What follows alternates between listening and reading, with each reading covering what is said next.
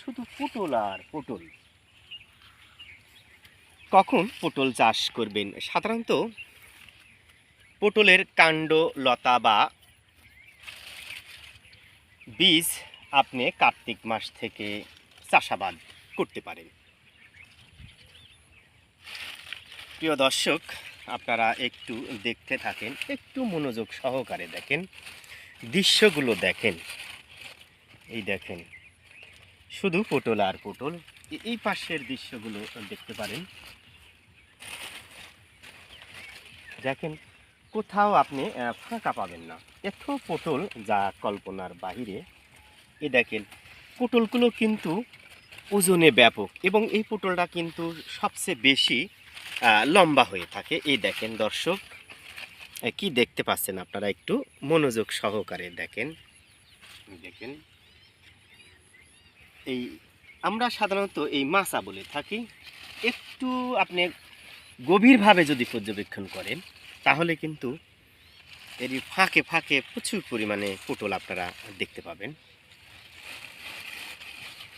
নাটোরের ডোরাকাটা লম্বা হাইব্রিড জাতের পটল মূলত ৩৩ শতকে ১ বিঘা ধরে, এই পাশে দেখেন ৩৩ শতকে ১ বিঘা ধরে মোটামুটি ২০ মণ হারে প্রতি সপ্তাহে ফলন দিয়ে থাকে। কেন অন্য অন্য জাতের তুলনায় এই জাতের ফলন সবচেয়ে বেশি?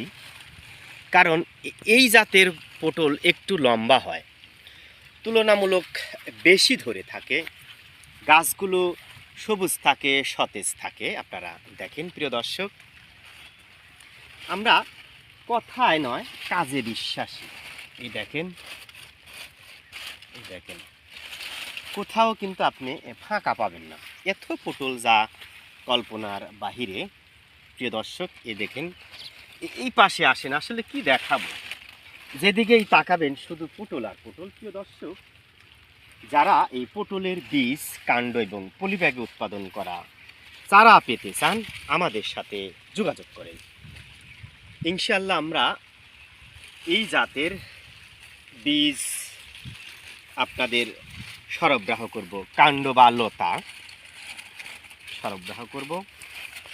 চাইলে পলিব্যাগে উৎপাদন করা চারাও আপনারা সংগ্রহ করতে পারেন। প্রিয় দর্শক, দেখেন পটল, পটল ছাড়া আর কিছু দেখতে পাবেন না, শুধু পটল আর পটল। দেখেন, এই পাশের দৃশ্যগুলো একটু দেখেন। আপনারা হার্ট ফেল করেন না।